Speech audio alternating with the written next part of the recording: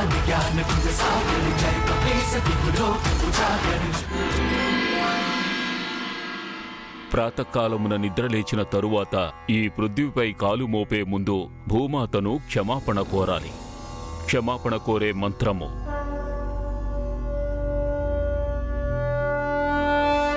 समुद्रवस्ने देवी पर्वतस्थन्मण्डिते। समुद्रवस्ने देवी पर्वतस्थन्मण्डिते। विष्णु पत्नी नमस्तुभ्यं पादस्पर्शे क्षमस्व मे। विष्णु पत्नी नमस्तुभ्यं पादं स्पर्शं क्षमस्व मे। समुद्रवस्ने देवी पर्वतस्थन्मण्डिते। समुद्रवस्ने देवी पर्वतस्थन्मण्डिते।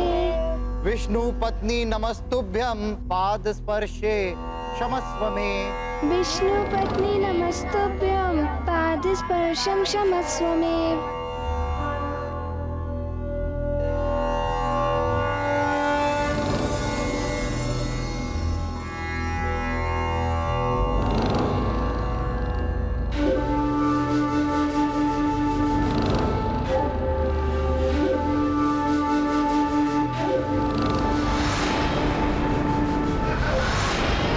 ఖచ్చితంగా నేను లేకుండా ఉండలేకపోతున్నాడు. నువ్వు ఆతృతగా ఉన్నావు. నువ్వు నా నోటిలోకి వచ్చిన తరువాతే నీకు ప్రశాంతంగా ఉంటుంది. రా రా, త్వరగా రా.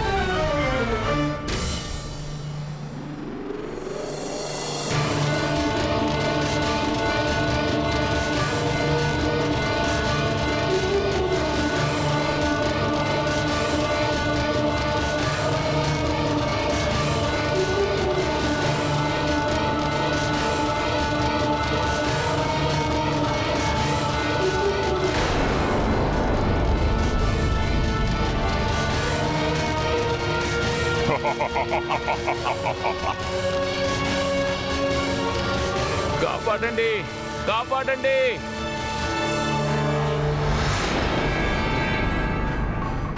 కాపాడండి.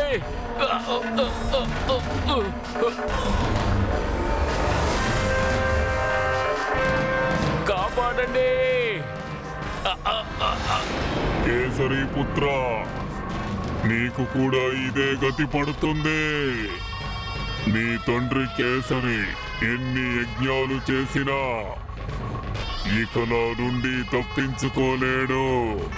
నిన్ను చూశాక నిన్ను ఆరగించాలని, నమిలి మింగేయాలని నాలోని కోరిక రెట్టింపవుతోంది.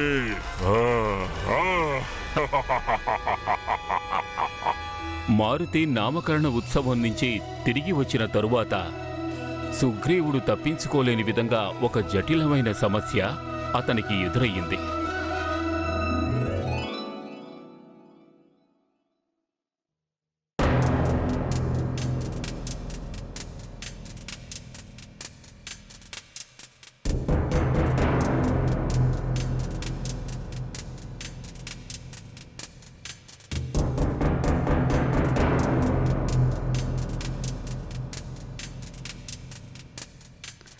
పదండి అన్నయ్య, ఇవాళ మళ్ళీ గదాభ్యాసం చేద్దాం. గదాభ్యాసం చేయాలనుకుంటున్నావా? నాలాంటి మహాబలవంతుడితో నువ్వేమనుకుంటున్నావు? క్షణకాలంలోనే నిన్ను ఓడించగలను.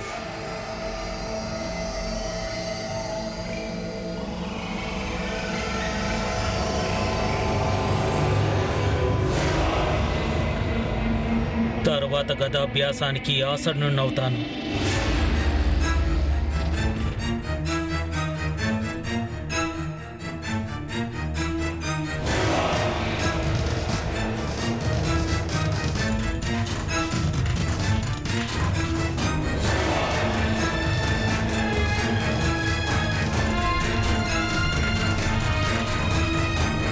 తక్షణం దీన్ని నీ కళ్ళకు కట్టుకో.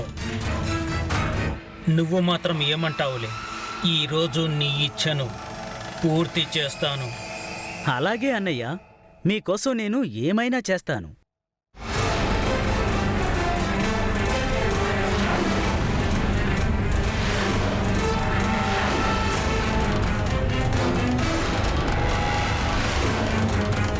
తయారుగా ఉన్నావా? కానీ కాస్త జాగ్రత్తగా మాత్రం ఉండు. నేను ఎప్పుడు కూడా నా ప్రయత్నంలో మాత్రం కనికరం చూపించను. అలాగే అన్నయ్య, సిద్ధంగా ఉన్నాను. యా! కానీ అన్నయ్య, ఈరోజు ఖచ్చితంగా నేనే గెలుస్తాను. ఎందుకు? ఈరోజు నీకు సహాయాన్ని ఆ మాయావి చేస్తాడా? ఆ మాయావి మర్కట్ తన పాల పళ్ళు కూడా ఇంకా విరిగిపోలేదు. తను నీకు సహాయం చేస్తాడా? హ్మ్? అన్నయ్య, ఈ గదా పోటీ మీకు నాకు మధ్య జరుగుతోంది. ఇందులో మారుతిని తీసుకురావాల్సిన అవసరం ఏముంది?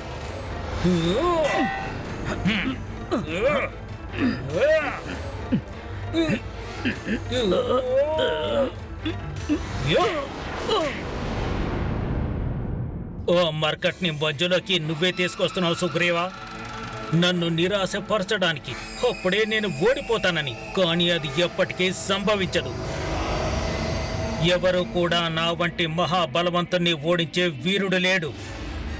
ఎవరు ఉండరు. బాగా గుర్తుంచుకో. మర్కటు వచ్చిన తర్వాత నువ్వు మారిపోయావు సుగ్రీవ్. ఇంతకు ముందెప్పుడు నువ్వు నన్ను ఎదిరించి మాట్లాడేవాడివి కాదు, నన్నెప్పుడు విమర్శించేవాడివి కాదు. కానీ ఈరోజు నీ మాటలు ముందులా లేవు. నాలో ఏ మార్పు రాలేదన్నయ్య. నేను సత్యాన్ని ఎప్పుడు వేడనే లేదు. ఇవాళ కూడా అంతే. ఆ అమాయకపు బాలుడితో వైరం మీకు మంచిది కాదన్నయ్య. తను కేవలం ఒక బాలకుడు. అమాయకుడైన బాలుడా? ఇదే కదా నువ్వు అనేది? అవును.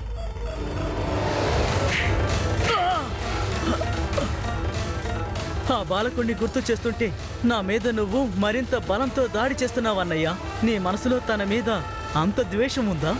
ఎందుకంటే నీకు మర్కట్ అంటే ఎక్కువ మక్కువ కాబట్టి. ఆ మర్కట్ ఇంకా రక్షించడానికి రాలేదా?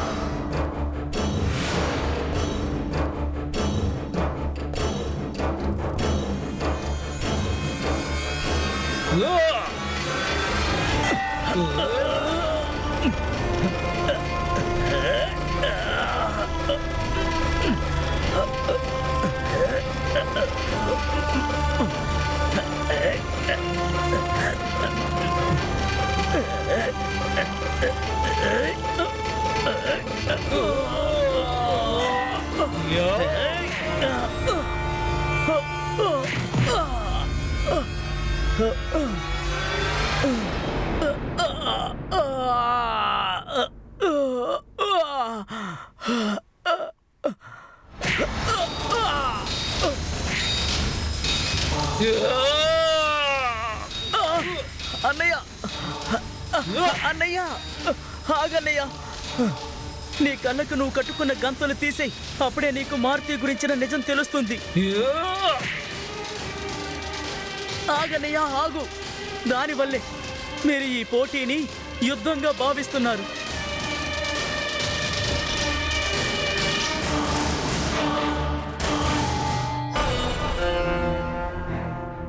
ఇది నేనేం చేశాను?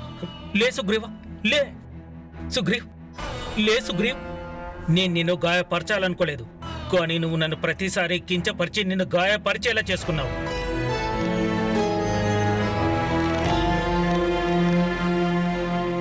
సుగ్రీవ్, నా సహోదరా, ఇవి నేనన్నీ నా కోసం కాదు, నీ కోసమే చేస్తున్నాను. నా పరివారం అలాగే కిష్కింద కోసం చేస్తున్నాను.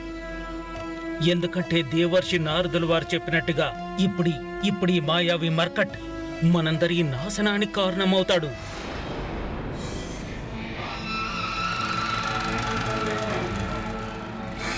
మీ మాటలు వింటుంటే అన్నయ్య ఏది కూడా అసత్యం అనిపించదు. కానీ ఆ బాలకుడు మారుతిని చూస్తే నాకు మాయావిలా అనిపించడం లేదు. మన నాశనానికి తను కారణమవుతాడని అనిపించడం లేదు.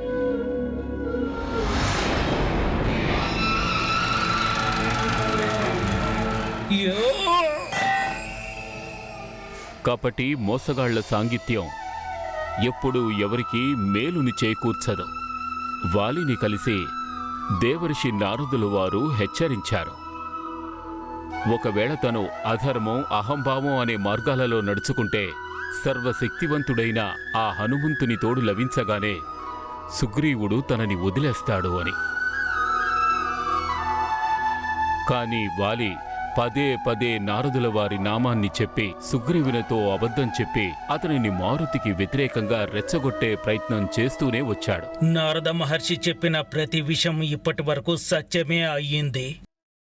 ఇప్పుడు ఈ సుగ్రీవ్ మునుపటి సుగ్రీవుడిలా లేడు. నా వంటి మహాబలవంతుడు ఓటమిని ఎప్పటికీ అంగీకరించడు. ఏ మాయావి మర్కటైనా అతన్ని నువ్వు ఓడించేందుకు సిద్ధంగా లేవో నిశ్చయంగా ఒకరోజు అతను కిష్కిందకు ఆపదగా తప్పక మారతాడు.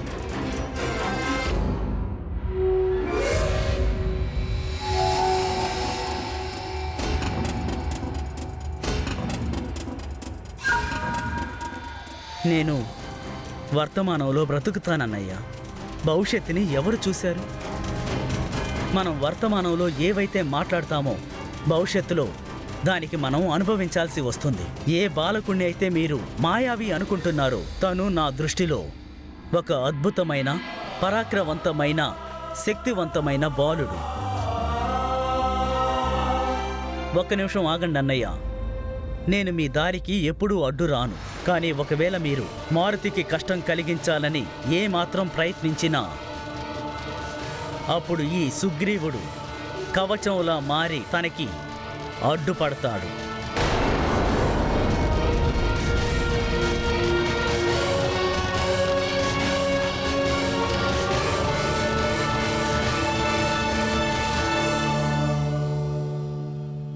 నేను సుగ్రీవుణ్ణి మారుతికి కవచంగా మారి అతనికి అండగా నిలబడతాను. మారుతి సాంగిత్యం సుగ్రీవుని పైన అప్పట్నుంచే కనిపించసాగింది. తను తన కళ్ళను మూసుకుని వాలి చెప్పే ప్రతి మాటను నమ్మడం లేదు. వాస్తవానికి తనకున్న తెలివితేటలతో ఆలోచించిన తరువాతే నిర్ణయం తీసుకుంటాడు. తరువాత మారుతికి ఏం జరిగింది?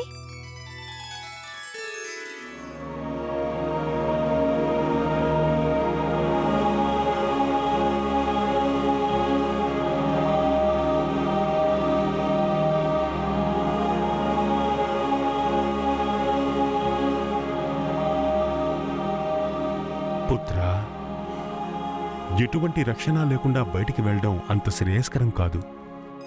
ఎక్కడికి వెళ్ళావు నువ్వు? నాన్నగారు, నేను పాఠశాలకి వెళ్ళాను. మారుతి ఒంటరిగా పాఠశాలకు వెళ్ళడం వల్ల కంగారుగా ఉంది. పాఠశాల వద్ద అయితే వృక్షాసురుడు నివసిస్తూ ఉన్నాడు కదా.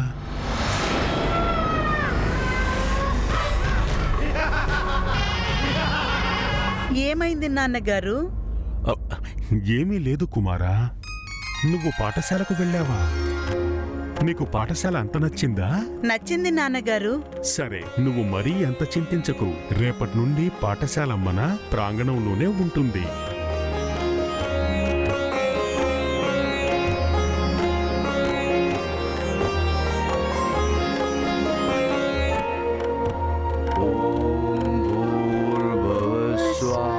తత్సవితుర్వరేణ్యం భర్గో దేవస్య ధీమహి ధియో యో న ప్రచోదయాత్.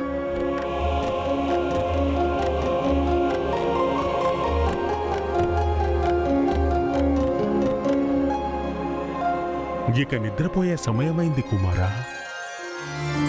నిద్రపో.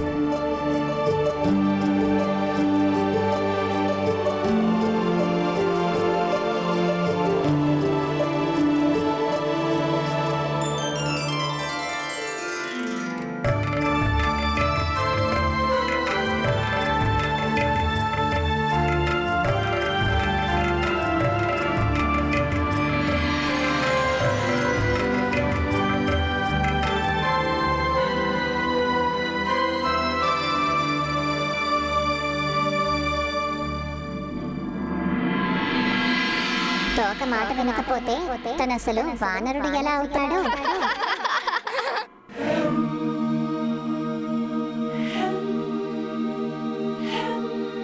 ఎవరికైనా ఎలా చెప్పగలను నా తోక నా మాట వినిపించుకోవడం లేదని? దానికి నేనొకటి చెప్తే అది ఇంకొకటి చేస్తోంది. ఎవరికైనా దీని గురించి ఎలా చెప్పగలను? అందరూ నన్ను చూసి నవ్వుతారు. అమ్మకి తెలిసింది అంటే తను కూడా బాధపడుతుంది. నాకు ఏం చేయాలో అర్థం కావడం లేదు.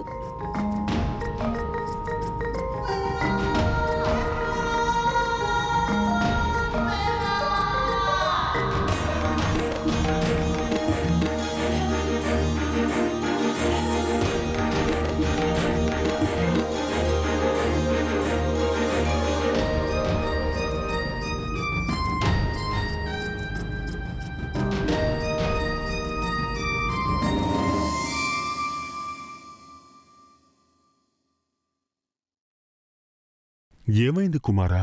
నిద్ర రావడం లేదా? నిద్ర ఎలా వస్తుంది నాన్నగారు? నేను జోలపాట వినాలి.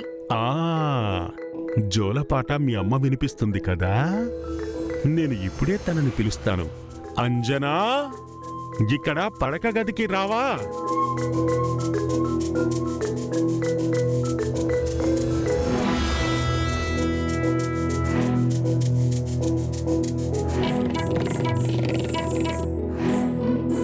అమ్మా, నువ్వెక్కడున్నావు? త్వరగా పడక గదికి రా. బహుశా మీ అమ్మకు వినపడలేదనుకుంటాను. పద, మనం వెళ్ళి వెతుకుదాం.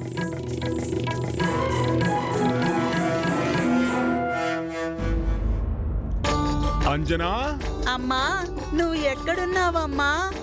అంజనా, అమ్మా, అంజనా ఎక్కడున్నావు? అమ్మా, అమ్మా, అమ్మా, నువ్వెక్కడున్నావు? అమ్మా. అరే, మీ తండ్రి కొడుకులేదేంటి ఇక్కడ? ఏమైంది? నిద్ర రావడం లేదా? ఇక్కడ అక్కడ ఎక్కడ వెతకాలి నీకోసం? నీ జోలపాట వినకపోతే మారుతికసలు నిద్రే పట్టదు.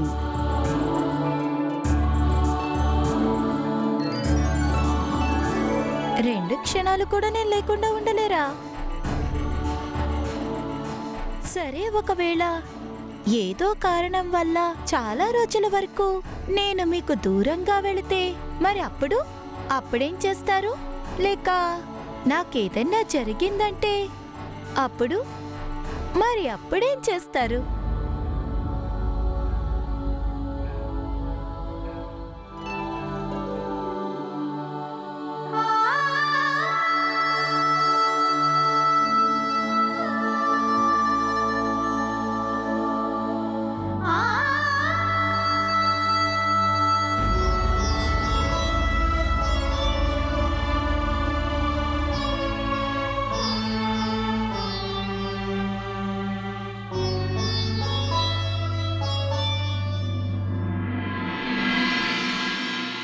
అలా జరిగే అవకాశం లేదమ్మా. ఒకవేళ అలా జరిగితే నేను నిన్ను వెతికి మరీ ఇక్కడికి తీసుకొస్తాను.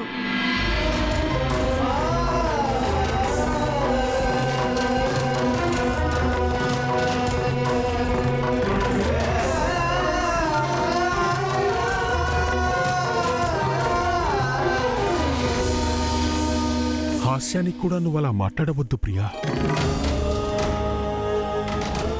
పురుషులు ఒంటరిగా మొత్తం ప్రపంచాన్నే నియంత్రించగలరు.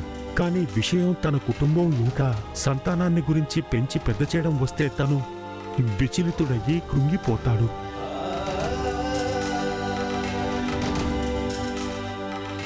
స్వామి, నా ఉద్దేశమేమి మిమ్మల్ని బాధ పెట్టాలని ఏమాత్రం కాదు. నన్ను క్షమించండి. మన ఇద్దరి జీవితాలు మారుతికి ప్రియమైనవి. ఈ విషయాన్ని ఎప్పటికీ గుర్తుపెట్టుకో.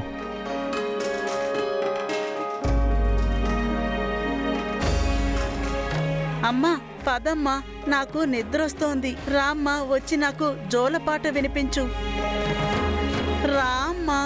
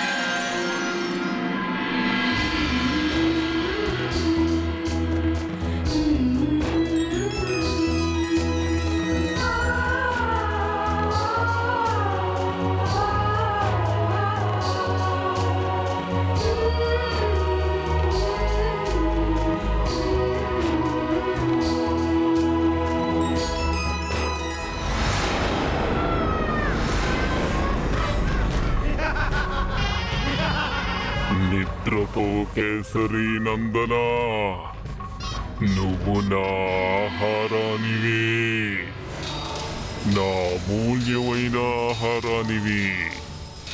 నా ఆహారం నువ్వు, నా ఆనందం నువ్వు.